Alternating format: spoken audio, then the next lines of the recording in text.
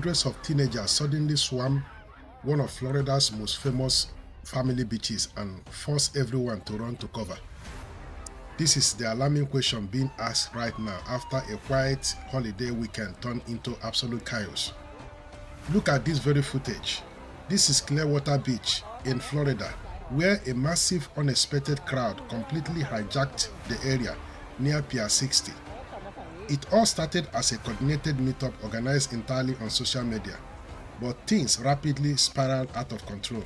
Fights began breaking out everywhere on the sand, and before anyone knew what was happening, the situation escalated into violence, leaving a 17-year-old hospitalized with gunshot wounds.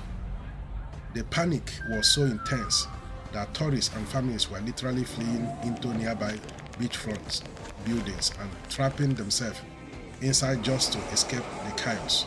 It took a massive joint response from Clearwater, Pinellas County and Lego Police just to lock down the beach and finally get the crowd under control.